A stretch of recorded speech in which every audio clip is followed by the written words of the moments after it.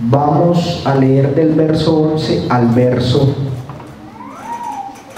16. Éxodo 34, del verso 11 al verso 16. Allí tiene un título: Advertencia contra la idolatría de Canaán. Advertencia contra la idolatría de Canaán. Éxodo 34, del verso 11 al 16. Amén. Vamos a leer alternadamente. Dice: guarda lo que yo te mando hoy. He aquí que yo he hecho de delante de tu presencia al amorreo, al cananeo, al eteo, al fereceo, al heveo y al jebuseo.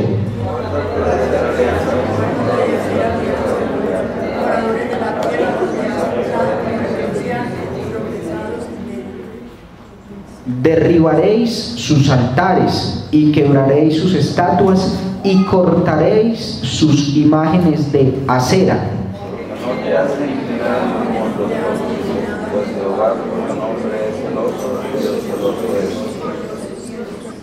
Por tanto, no harás alianza con los moradores de aquella tierra, porque fornicarán en pos de sus dioses y ofrecerán sacrificios a sus dioses, y te invitarán y comerás de sus sacrificios. Todos, o tomando de sus hijas para tus hijos y fornicando sus hijas en pos de sus dioses, harán fornicar también a tus hijos en pos de los dioses de ellas. Amén. Pueden estar cómodos, hermanos.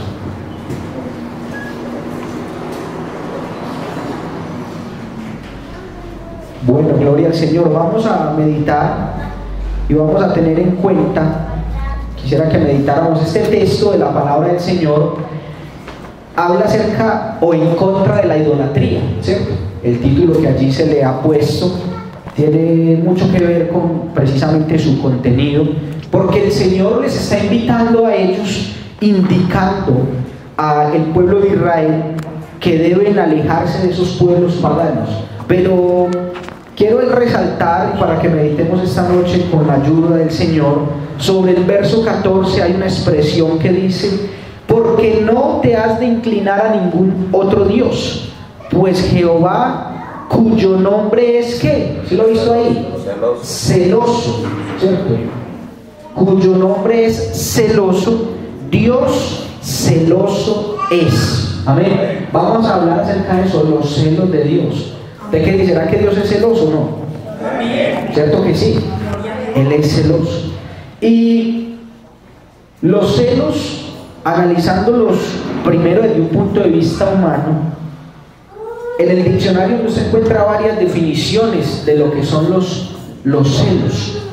Y una de ellas, según los diccionarios, que son los que oficialmente dan las definiciones de las palabras, dice que es envidia del bien ajeno o un recelo de que alguien pueda alcanzar algo o a alguien, ¿cierto? Entonces, los celos naturales del hombre, yo creería que uno lo puede partir, dividir de pronto en dos tipos. Hay unos celos, digamos, que se podrían llamar saludables, ¿cierto? Normales. Porque uno debe tener cuidado de lo que le pertenece o no. Claro, uno tampoco podría ser, imagínese usted salir de su casa y deja la puerta abierta, no, pues que va, yo voy para Medellín y eso de estar ahí, ¿quién se va a robar el televisor? Y de pronto lleguen ni la mesa del televisor está. O sea, hay una actitud obvia de cuidar las cosas, ¿cierto que sí? Usted a veces de pronto manda la mano hacia el bolsillo y ve el celular dónde está, y usted voltea a mirar y empieza a acordarse, estuve allí, y empieza a hacer el recorrido, porque uno cuida las cosas y debe cuidarlas. No falta quien de pronto sea un poco descuidado, pero pues sufre la incomodidad y sufre la pérdida. Eso es un celo natural, hablándolo en el tema incluso de aquellos que tenemos un matrimonio. Hay un celo normal, natural, en el que usted cuida lo que es suyo.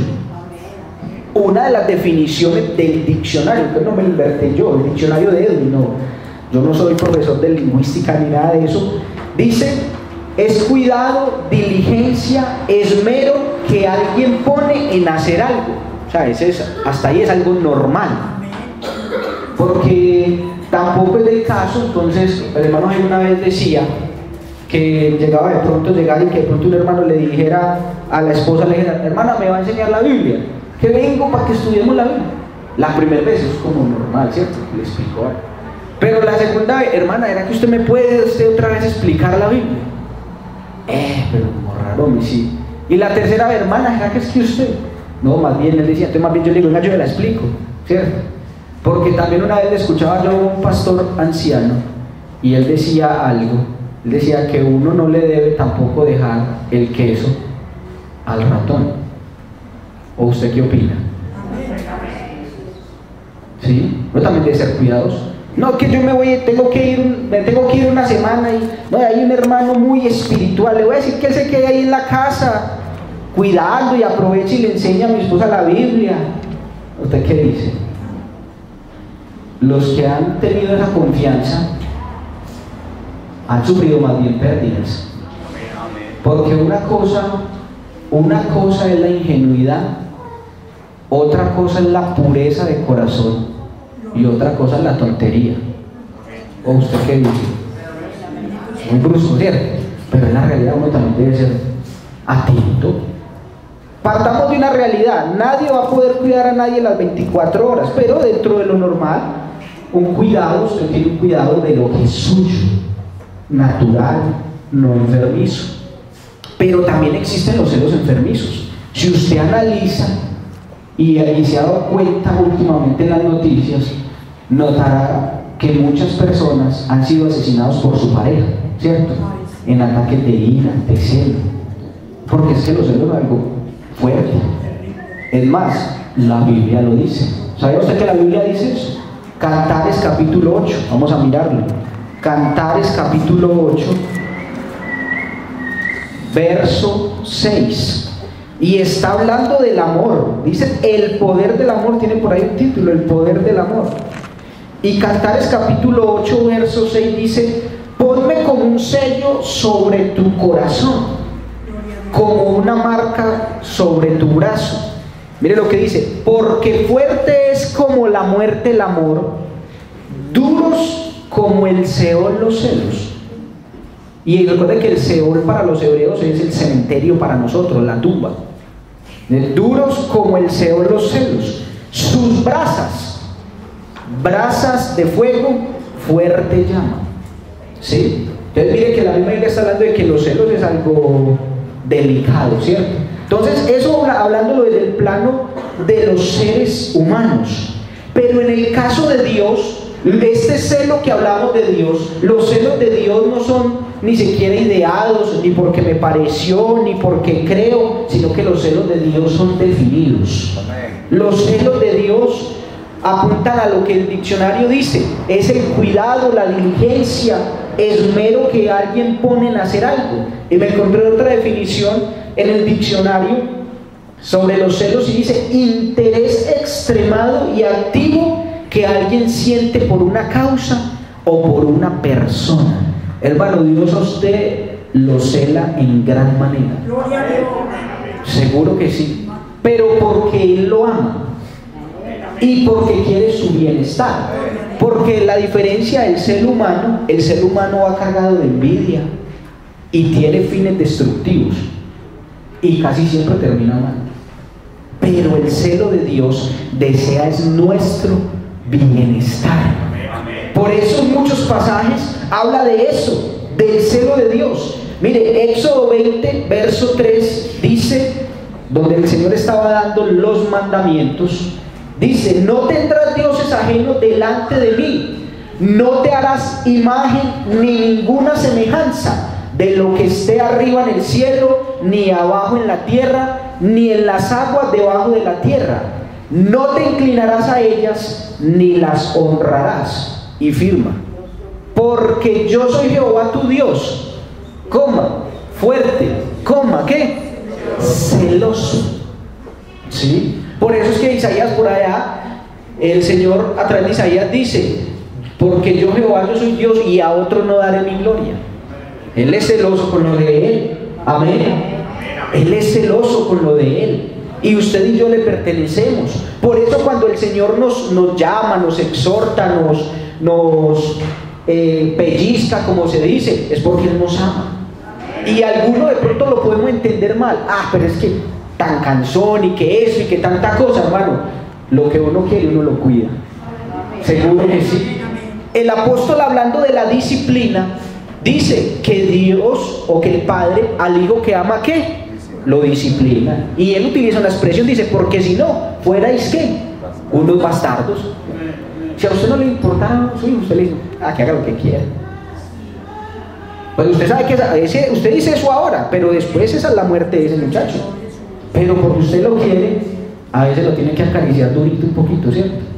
Porque lo quiere, porque lo ama. Cuando uno es niño y el papá lo acariciaba durito, uno no lo entendía. Y uno se enojaba y se entraba para la pieza haciendo pucheros. Y no le hablaba, y lo mínimo. Pero uno ahora entiende que es porque lo amaba. Amén. Porque querían el bienestar. Josué 24:19 dice: entonces Josué dijo al pueblo: no podréis servir a Jehová, porque Él es Dios santo y Dios celoso. No sufrirá vuestras rebeliones y vuestros pecados. Josué les dijo así: no, ustedes así no le pueden servir al Señor. Él es Dios santo y Dios celoso. Mire usted, Él es celoso, Él lo cela a usted, hermano, porque Él lo ama. Por eso Él no lo quiere compartir con nadie. Él dice: no te harás imagen.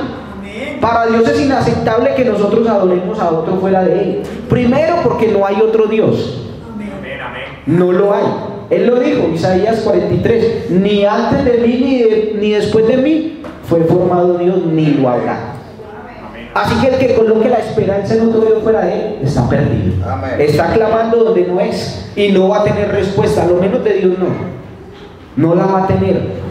Él es celoso. Amén. Deuteronomio 26:18 dice: y Jehová ha declarado hoy que tú eres pueblo suyo.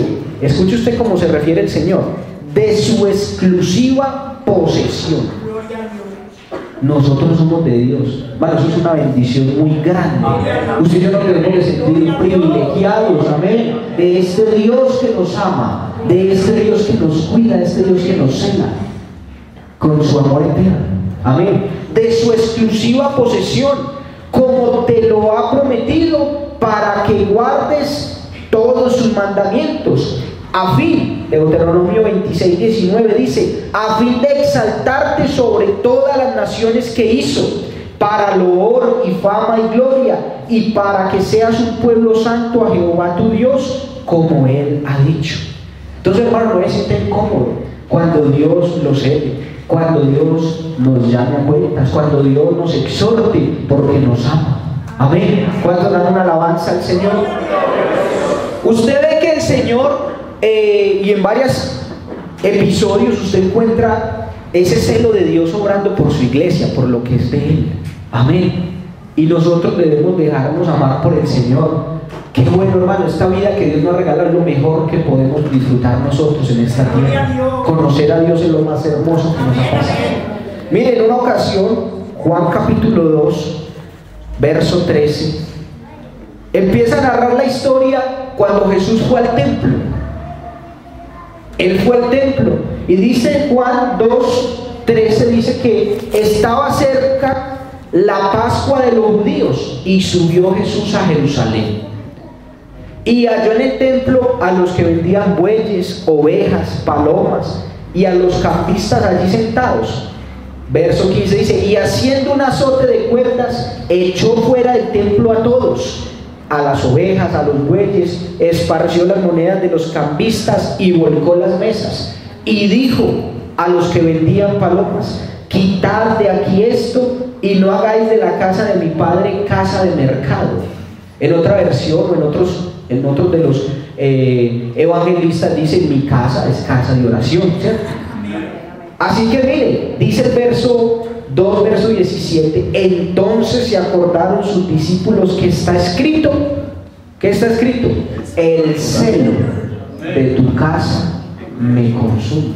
¿Creen que al Señor lo movió algo allá adentro? La verdad es que no era que era grave que estuvieran vendiendo, porque si usted de pronto y yo nos vamos un poquitico más al contexto, ¿qué era lo que pasaba? Había que ofrecer animales, en algún lado había que comprar eso, ¿cierto? Y muchos venían desde muy lejos, y había ya en la ley mosaica, ya decía que también la persona podía, incluso cuando hablaba del diezmo en su momento, que era así, en especie, ellos iban y tenían que recorrer unos caminos muy largos, decía que podían cambiarlo después en el lugar por dinero, o sea, llevar el dinero por comodidad y después cambiarlo por lo que iban a entregar. Así que había que algún lugar donde tenían que comprar ellos esos animales para no cargarlos al hombro desde las ciudades tan remotas, porque no todo el mundo vivía en Jerusalén, ¿sí? Es una razón geográfica normal, pero a Dios le incomodó y algo había en la actitud de ellos, porque Él les dice: has convertido mi casa, ¿cierto?, en una cueva de ladrones. O sea que algo estaba mal ahí, algo estaba pasando raro, aparte de la venta normal. Quizás el lugar no era el adecuado, quizás como estaban haciendo el trato no era el adecuado, quizás estaban vendiendo usura, qué sé yo, eso ya no lo expresa la Biblia, pero él sintió un celo por lo de él. Amén. Y estaba pensando que es bien saludable que usted y yo sintamos celo también por las cosas de Dios. Amén. Y a veces pueden ser cosas sencillas, pero en cosas muy sencillas usted y yo podemos expresar amor por la obra del Señor. Amén, amén. En una ocasión, en una congregación por ahí en otro planeta, yo recuerdo que un hermano todo acelerado, así que: hermano, vea, allá dejaron esa canilla abierta, son botando agua y la agua en cara. Y yo me acuerdo que lo que a mí se me ocurrió preguntarle, porque cuando usted está botando sangre, eso no importa cómo se la paren, pero que se la paren. Se va a poner a hablar con qué se cortó, primero párela, ¿cierto? Yo le pregunté: hermano, ¿y la cerró? Ah, no, hermano, es que yo no la abrí. Yo, uy, hermano, qué cosas, ¿cierto? Puede ser tan sencillo, usted va saliendo aquí, está una luz prendida, no hay nadie, apáguela. Lo peor que le puede pasar es que alguien le diga: hermano, es que estoy aquí leyendo. Ah, hermano, qué pena, volví y la prendo. Pero a veces en cosas tan sencillas uno demuestra el amor por las cosas de Dios, porque esta es la casa del Señor. Aquí nos encontramos con Dios. Amén. Es un lugar especial para el Señor y para nosotros. Amén. Veo algo fuera del lugar, ve por aquí, por esta ventana se encuentra un lado, no, eso está abierto. Ah, si alguien la ve, no, ciérrela, ¿cierto? Avise. Amén. Eso demuestra también que somos parte de ese celo que Dios siente por lo de Él. Amén. Y Dios siente celo por lo de Él. Gloria al Señor. Mire, hemos visto la historia allí de Daniel, en Daniel capítulo 5. Daniel capítulo 5, acerca de la escritura en la pared. Usted ha escuchado varias veces, lo ha leído varias veces. Amén, amén. A partir del verso 1. El rey Belsasar era hijo de Nabucodonosor. Él era hijo de él. Y ese rey había hecho muchas cosas malas. Una vez por allá el Señor lo puso a comer pasto, ¿se acuerdan? Él lo colocó como una bestia. Otra vez él fue el que tiró a los muchachos al horno de fuego, ¿sí? Él fue el que hizo, y por eso fue que los tiró al horno, la estatua de oro. Él fue el que dijo: yo me he engrandecido. Pero usted ve que Dios con Nabucodonosor hasta ahí no se metió como mucho, salvo ese episodio porque se engrandeció. Dice la Biblia en el verso 1 que Belsasar su hijo hizo un gran banquete a 1000 de sus príncipes, y en presencia de los 1000 bebía vino. Y dice: Belsasar con el gusto del vino, o sea, ya estaba borracho. Hay otra versión que dice que él, cuando ya estaba embriagado, dice que celebraban en las copas, él con sus príncipes y sus concubinas. Pero ¿cuál fue la cosa con él? Mientras él estaba bebiendo, Dios no se metió con él. Imagínese usted, tendría que acabar Dios con más de medio mundo. Pero este hombre, en medio de su embriaguez, se metió con algo que era de Dios, porque dice que él mandó que trajesen los vasos de oro y de plata que Nabucodonosor su padre había traído del templo de Jerusalén, para que bebiesen en ellos el rey y sus grandes, sus mujeres y sus concubinas. Y así lo hizo. Nabucodonosor las trajo, pero no se había metido todavía con lo de Dios. Pero Belsasar sí se metió con lo de Dios. Estaría guardados, arrumados, llenos de polvo. Dios no había dicho nada. Pero cuando él ya se mete con lo de Dios, dice verso 5, Daniel 5, verso 5, en aquella misma hora aparecieron los dedos de una mano de hombre que escribía delante del candelero sobre lo encandelado de la pared del palacio real, y el rey veía la mano que escribía. Entonces el rey palideció y sus pensamientos lo turbaron y se debilitaron sus lomos y sus rodillas daban la una con la otra. El problema no fue que se hubiera emborrachado. ¿Cuántas veces se emborracharon un rey? ¿Se imaginan? Y ellos que eran paganos y por todo bebían, ¿no? Lo celebraban la cambiada de un bombillo con una emborrachada. Pero cuando ya se mete con lo de Dios, Dios dijo: hasta aquí te tuve paciencia, joven, porque él siente celo por lo de él. Amén. Y nosotros, hermanos, también debemos sentir. Mire, yo pensaba hace unos días, a veces hay personas que conocieron al Señor, y ahorita los hermanos de alabanza cantaban esa canción, y la poesía de la hermana Livia hablaba también de eso, de no ir en contra de la iglesia. Y uno analiza a esas personas que han estado en la iglesia y por alguna razón salen de la iglesia y se van y hablan mal de la iglesia y esto y lo otro, y a uno le da, hermano, un temor reverente de lo que ellos hacen. Más bien, en otras palabras, da hasta miedo de lo que pesa sobre ellos. Y pensaba en esto, y vamos a ver si esta autoevaluación de pronto usted se identifica con él. Mire, aquí en esta iglesia, y no estoy hablando de solamente porque es el rótulo Pentecostal Unida, sino porque es la iglesia del Señor. Conocimos al Señor. ¿Cuántos lo conocieron? Aquí. Conocimos al Señor, el Señor nos salvó aquí, nos dio esperanza, nos dio una nueva vida en Él. Amén. Nos ha dado el conocimiento de su palabra. 2. A muchos aquí crecimos en la iglesia. Quizás no en Santa Bárbara, pero en la iglesia. Algunos éramos niños ya un poquitico más grandecitos, otros adolescentes, otros jóvenes. Por eso digo que no todos se van a identificar con todos los puntos que voy a decir, pero analice usted cuáles le caen y verá que el primero es más importante. Aquí el Señor nos salvó, es el más importante, pero muchos aquí crecimos. 3. Muchos aquí el Señor nos permitió conseguir una esposa. En el caso de las hermanas, un esposo. ¿Sí o no? Aquí nos casamos. Aquí el Señor nos regaló una compañera o un compañero según el caso. A muchos aquí el Señor nos dio los hijos. Aquí. Algunos llegaron con ellos pequeñitos, bajo la sombra y el amparo del Altísimo, de la iglesia del Señor, del compañerismo de los hermanos. Aquí los terminaron de criar y muchos aquí los están criando. ¿Sí o no? A muchos aquí Dios nos llenó con su Espíritu Santo, nos dio dones, nos dio talentos. A muchos aquí Dios nos ha permitido desarrollar esos dones y esos talentos. Yo le digo, mire, a mí una vez, no sé quién me lo habrá dicho, me decía eso: el que lee la Biblia se vuelve inteligente, y eso es verdad. Uno analiza cuando uno estudia con otros compañeros que uno tiene una capacidad como de argumentación y de lectura mayor que otros, pero no es porque sea más inteligente, es porque aquí Dios nos ha enseñado a través de su palabra incluso hasta leer y a entender muchas cosas de la vida. Así es. Y muchos dicen: no, es que yo soy muy inteligente. No, lo hemos recibido de Dios por la instrucción y la formación que Él nos ha dado.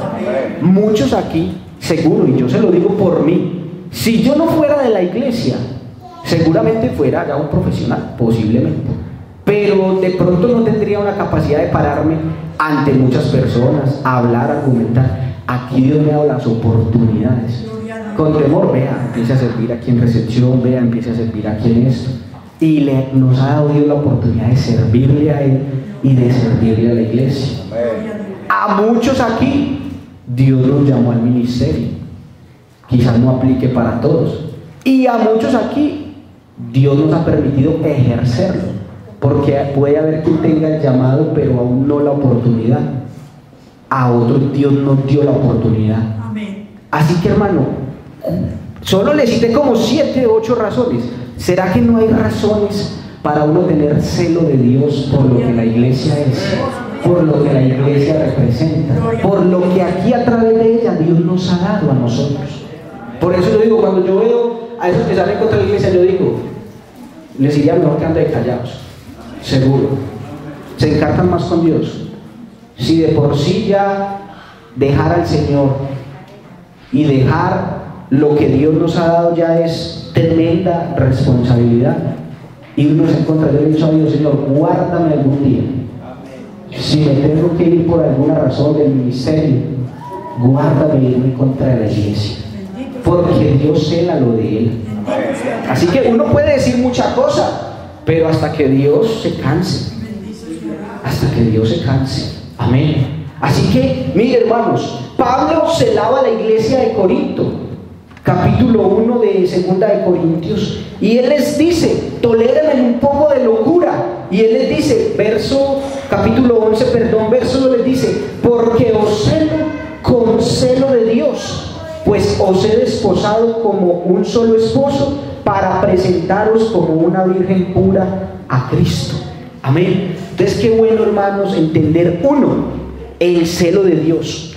Cuando Dios nos corrige, hermano, debemos sentirnos afortunados, bienaventurados, bendecidos, amén, que Él nos ama, amén, que nos corrige.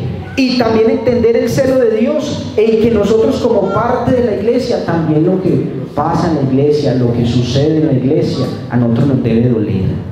Debe doler, amén. Y debemos identificarnos con ello, orar al Señor y colocarnos al servicio de Dios. ¿Qué puedo yo hacer? ¿En qué puedo yo ayudar? Amén. ¿En qué puedo yo ser útil? ¿En qué puedo ser yo un vaso que Dios utilice para su servicio? Amén. Y para que la obra del Señor avance cada día. Amén. Así que, hermanos, démonos por bien servidos, que tenemos un Dios que nos cela y nos ama con amor eterno. Vamos a estar en pie, vamos a darle gracias al Señor en esta noche. Soberano Dios, te damos gracias, Señor, en esta hora por tu palabra, Dios del cielo.